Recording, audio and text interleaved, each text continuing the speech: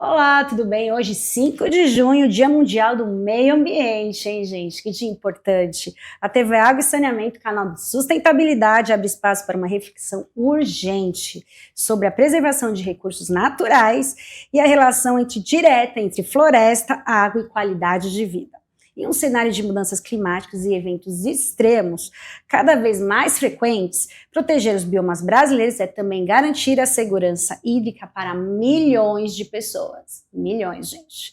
No Diálogos da Água de hoje, vamos falar sobre a importância da Mata Atlântica, bioma do qual depende 110 milhões de brasileiros, gente.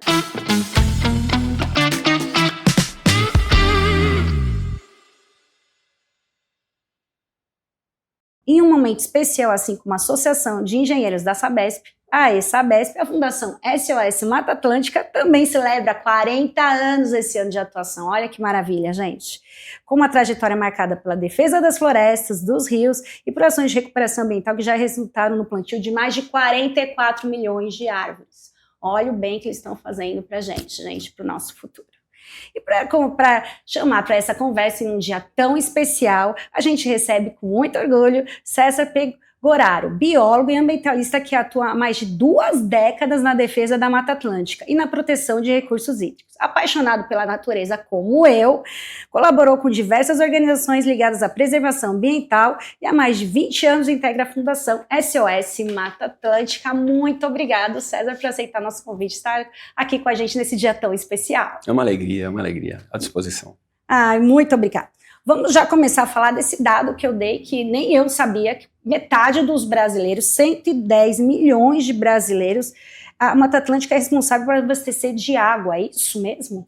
Então, a gente pode dar até uma atualizada nesse dado, que talvez ele fique mais chocante. Jura? Sim, porque quando a gente pega o recorte do bioma Mata Atlântica e nós cruzamos com os dados populacionais do IBGE, nós temos algo em torno de 70% da população brasileira vivendo dentro da Mata Atlântica. Uau! E se a gente for pensar nessa relação água e floresta, pessoas vivendo no bioma, a gente vai chegar a 153, mais ou menos, milhões de pessoas, segundo os últimos dados do IBGE. Então é mais gente ainda do que você mencionou. Então é muita gente, né? 70% das pessoas brasileiras vivem no bioma. Olha, eu posso te falar que quase 100% das pessoas que estão assistindo a gente não sabia desse dado, como a Mata Atlântica, como um bioma é tão importante. E qual a relação direta entre a preservação desse bioma e a segurança hídrica das nossas cidades aqui no Brasil? Então, essa relação ela pode se dar de várias maneiras, né? Então, quando a gente pensa floresta, dificilmente a gente consegue fazer essa relação de que nós dependemos ou precisamos de uma floresta perto e ela presta algo que hoje em dia a gente fala muito, que são os serviços ambientais. Um desses serviços ambientais apenas é essa questão do abastecimento hídrico, né? Então, quando a gente pensa floresta e água, o primeiro talvez que a gente perceba é que onde chove e a gente tem floresta, as florestas funcionam como um grande amortecedor para essa água que cai. As florestas funcionam como uma perfeita esponja que absorve em grande parte essa água que cai, que está chovendo, e essa água vai para os lençóis freáticos, ou seja, ela fica armazenada lá para a época de estiagem. Então, quando a gente pensa numa regularidade no fornecimento de água, as florestas têm um papel muito grande nisso. Para além de que, obviamente, a gente pensa só no abastecimento, mas sempre que a gente tem esses eventos climáticos que hoje em dia, infelizmente, estão ficando mais presentes, como as cheias, as enchentes, a floresta já faria um papel de amenizar esse efeito das enchentes, porque ela estaria contendo parte dessa água que hoje em dia, por nós termos a superfície impermeabilizada das cidades, ou a gente tem muito pasto abandonado, essa água não penetra no solo, ela corre para o fundo do vale. Lá no fundo do vale ela enche o rio muito mais rápido. Com certeza. As florestas fariam essa contenção também dessa água. Então, pensando em água e floresta, a gente tem, obviamente, esses dois papéis muito óbvios e muito importantes de serem percebidos pelas pessoas, porque isso ajuda, obviamente, nessa defesa das florestas. Defender floresta não é mimimi de ambientalista. Exatamente. É pensar na qualidade de vida de toda a população. Todos os setores produtivos dependem de água. Todas as pessoas querem água. O ser humano depende, né? A gente não vive sem água. Pois é, então entendamos assim, que se a gente quer água, a gente vai ter que fazer as pazes com as florestas. Sim, são 150 milhões de pessoas, né, que dependem desse bioma. E eu tenho os números, mas eu queria que você falasse para as pessoas quanto que sobrou de Mata Atlântica aqui no Brasil. E olha que tanto para abastecendo 150 milhões de pessoas. Quanto foi já desmatado? Esse número ele é triste, mas ele vem de um lugar que é o seguinte. O processo de ocupação do Brasil, né, que a gente chama romanticamente de descobrimento, né? Não foi descoberto porque a gente já tinha os povos originários aqui, né? Então, quando houve esse processo a partir do ano de 1500, chegou-se aqui e encontrou-se uma floresta enorme, né? Então, essa chegada pelo mar, de frente para uma floresta enorme, e foi visto, obviamente, imediatamente como recurso. E recurso envolve dinheiro. Bem, então falaram assim, pô, essa floresta importa enquanto madeira. O solo que está embaixo dessa floresta importa enquanto monocultura. As pessoas que vivem nessa terra importam enquanto mão de obra escrava. Sim. Então houve todo um processo de olhar para essa terra como uma colônia, né, como um lugar de desenvolvimento, e não se pensou, obviamente, em nada de equilíbrio ambiental. Então o que acontece todos os ciclos, a partir desses 1500, todos os ciclos econômicos que aconteceram no Brasil, aconteceram aqui na Mata Atlântica. Então foi aqui que começou a história do Brasil, e é por isso que a maior parte da população se encontra na linha da costa. Por isso que a gente tem 70% da população brasileira aqui na Mata Atlântica. Porque foi aqui que começou a história do Brasil. Então o que acontece quando a gente vai pegar o histórico de degradação, todos os processos que aconteceram, a entrada da cana, as queimadas, depois entra o algodão, depois mais recentemente o café, o chá, outras monoculturas, o crescimento urbano, o crescimento industrial, tudo isso consumiu floresta, de modo que a gente tem hoje em dia, o levantamento mais recente que a gente tem, os dados mais recentes, apontam que nós temos, se a gente for juntar toda a poeira de Mata Atlântica, todos os fragmentos que a gente conseguir, a gente vai ter 24% dessa floresta ainda presente no Brasil. 24%.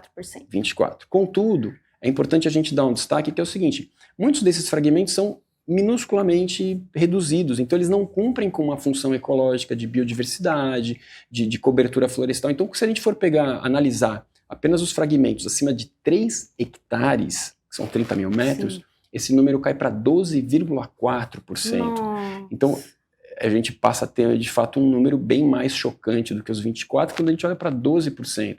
Entendendo que esses 12% são responsáveis por essa água que você falou, pela regulação climática, pela manutenção da biodiversidade, que é uma grande questão que poucas pessoas estão prestando atenção, né, da presença, da importância da biodiversidade, dessa regulação, desse segurar o solo, evitando justamente erosões e assoreamentos, consecutivos assoreamentos dos rios.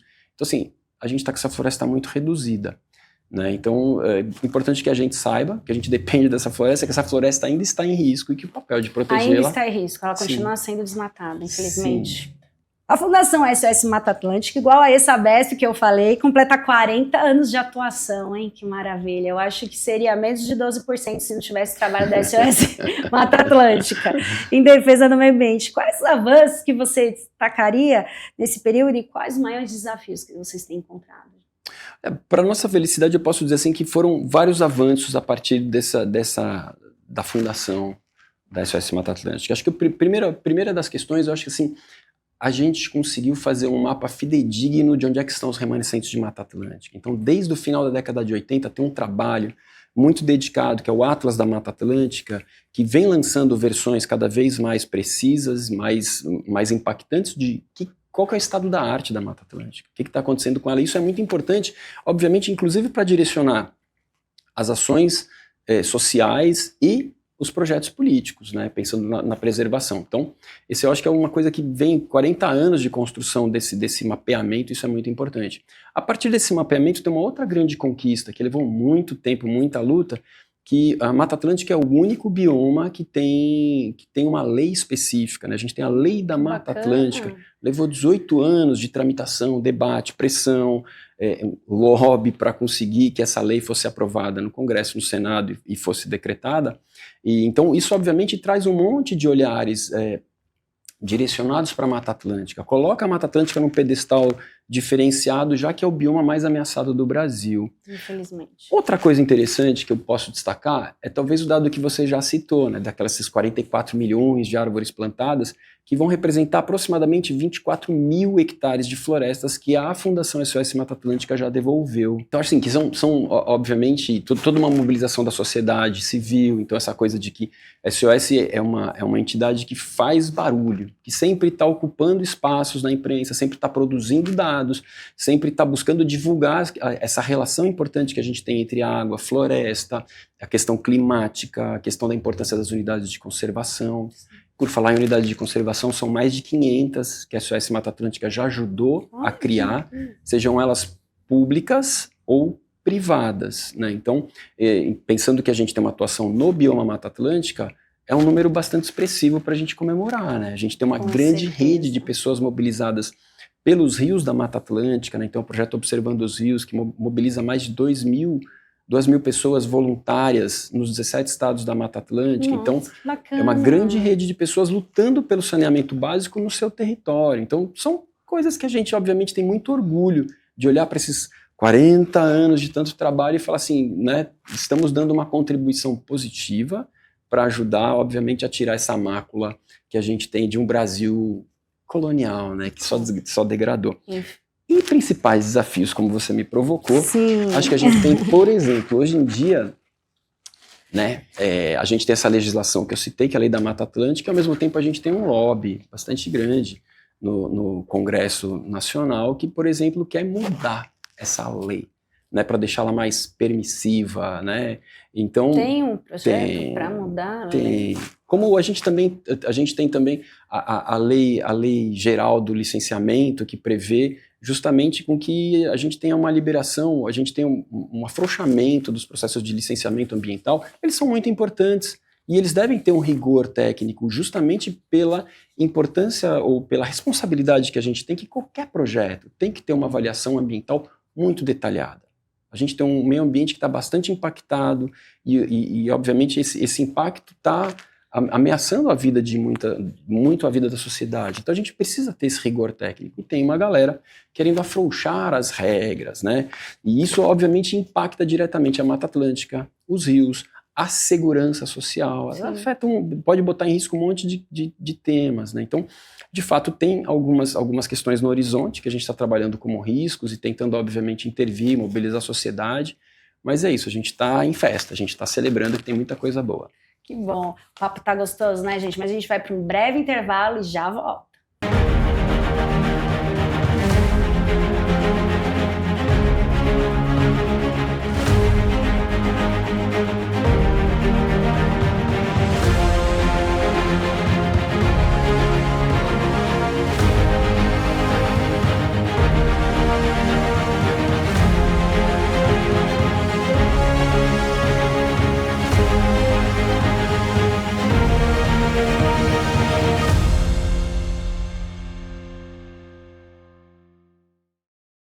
Olá, a gente voltou, vocês viram aí no intervalo, né? Vou reforçar o convite. A gente convida você para não ficar de fora no maior encontro de saneamento ambiental das Américas. Você não vai ficar de fora, né? Anotou? Entre o dia 20 e 22 de outubro você já tem compromisso. Espero vocês lá, hein? Então vamos voltar ao nosso papo. E o cenário de mudanças climáticas, como a gente estava falando no bloco anterior, e eventos extremos cada vez mais frequentes, qual é o papel da sociedade, o nosso papel, né, gente, do poder público e também do setor de saneamento na produção de rios, florestas e recursos naturais? Esse papo é muito grande e muito importante, obviamente, que todo mundo que está nos acompanhando fique atento e fique atenta. Acho que a primeira coisa é assim, estamos vivendo um novo cenário global, né? Porque são muitas as razões que levam a essa mudança global nos padrões de clima, de distribuição de chuva, do tempo, e que a gente entende o seguinte: as florestas têm um papel determinante para amenizar várias dessas situações, né? Então, pensando, por exemplo, na questão de conforto climático, conforto térmico, as florestas têm um papel muito que é delas, né, de serem justamente esse ar-condicionado natural. Para além da questão da água que a gente já falou antes, desse amortecimento da água, desse acolhimento da água que as florestas fazem, ela também tem um papel de amenização térmica, né, de aumentar o conforto térmico e também de umidificar a atmosfera. Então, assim, as florestas funcionam como verdadeiras bombas d'água, né, que estão ali o tempo inteiro tirando água, captando água do subsolo e soltando na forma de vapor d'água na atmosfera. Então, quem já entrou em floresta sabe que a floresta ela é bastante úmida no seu interior. Então, se nós temos essas florestas próximas de nós, elas também vão contribuir para esse conforto térmico e para essa umidificação, né? A gente está entrando no inverno agora, né? Então estamos aí na cara do inverno. O que acontece é a gente começa a ver os postos de saúde lotados, as pessoas com sangramento nasal, com secura nasal. Por quê? Porque em muitas cidades a gente tem um déficit de floresta dentro dessas áreas. Então, a presença delas é importante também por essas razões. Pensando na água, já falamos da importância da floresta. E, obviamente, olhando esse cenário novo que a gente tem, O saneamento se faz assim uma peça estratégica dentro desse cenário, porque havendo, obviamente, uma distribuição desigual, ou uma distribuição extrema das chuvas, talvez nós tenhamos cenários de estiagem mais longos que os normais. Já estamos tendo, né? E isso, obviamente, bota o quê? Todo e qualquer rio como estratégico para as funções de abastecimento público.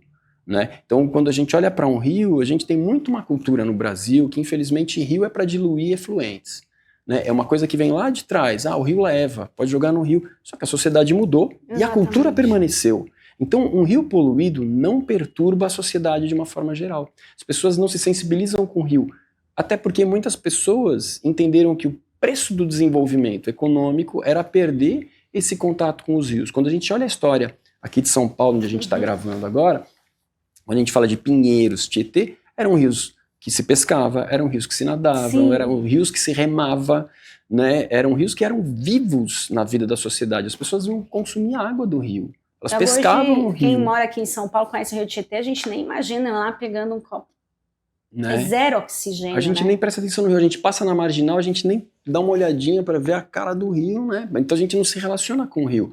E a gente poderia, de repente, começar a ter um sonho de sociedade coletiva, que é justamente a gente pensar que esses rios, eles podem voltar a ter essa cultura fluvial, eles podem ser de novo incorporados à vida da sociedade. Mas, acima de tudo, pensando no cenário de emergências ou de mudanças climáticas, os rios urbanos também serem tidos como alternativas no abastecimento público. Se eles estiverem saneados, esse talvez seja o nosso grande desafio coletivo enquanto sociedade, eles seriam rios que atenderiam a algumas funções nossas.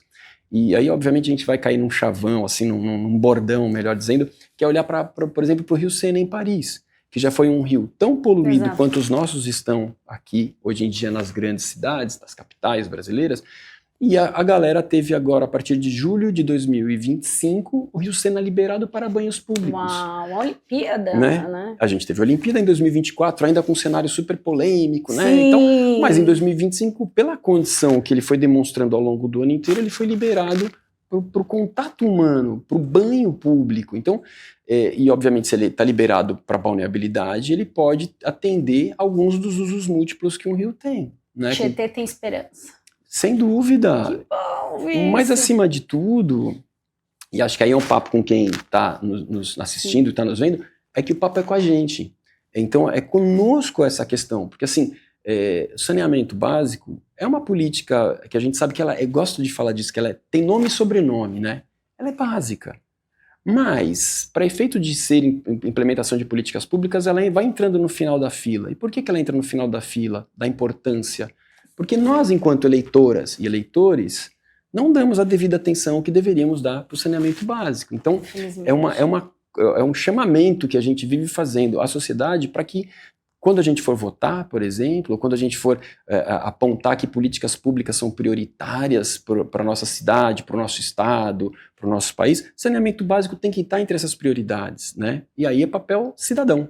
Você acha que falta conscientização da população da importância da preservação, tanto dos rios, como você falou, que joga lixo, como a gente tem aquela, infelizmente, né, vários córregos que passam em alguns lugares que já são, eu vou jogar ali, o meu lixo eu jogo ali. Eu lembro que eu fui fazer uma matéria na comunidade e eles falaram assim, não, o lixo é ali que joga, e era um córrego. Então aquilo me assustou, mas para eles seria normal. Como conscientizar essa população? Então, isso tem que fazer parte da educação ambiental. E quando a gente fala de educação ambiental... Escolas? Não. Porque na escola não está quem vota, não está quem é chefe de família, não está quem é empresário, não está quem é gestor público. Educação ambiental também deve ser feita na escola, mas é muito mais importante que ela seja feita para a sociedade, porque a sociedade tem que ter esse banho de loja, né, do que é essa nossa relação com o meio ambiente. Nós somos seres da natureza, né? Não é porque eu sou biólogo, que eu sou ser da natureza mais que outras pessoas. Todos nós dependemos da natureza para tudo. Da água que a gente bebe, do ar que a gente respira, da comida que a gente se alimenta, do equilíbrio térmico, climático do planeta. Ou seja, o que acontecer ao planeta, o que acontecer ao rio, o que acontecer à floresta, vai acontecer com a gente. Então não é uma coisa de, eu vou proteger a floresta que está lá, né? Eu vivo aqui na minha casa. A gente vive no planeta. Sim. A gente vive num bioma. A gente vive numa bacia hidrográfica. Então não adianta achar que do portão para fora não me interessa. Interessa muito. Porque se der enchente, a água vai entrar do portão para dentro. Né? Se der uma seca severa, vai faltar água na sua torneira. Se a gente tiver uma falta de água no campo, vai faltar comida no seu prato. Então, entender que a gente é dependente da natureza. Então, a gente tem que cuidar. E é um papel de todas as pessoas, todo dia. Não tem o dia... A gente está hoje no dia do meio ambiente, né? Hoje é dia de cuidar do meio ambiente? Não. Também. Todos os dias. Todos os dias a gente cuida do meio ambiente, né? Então, é isso, né? O quanto a gente tem que, enquanto seres humanos, ter essa sensibilidade, que nós somos seres dependentes da natureza.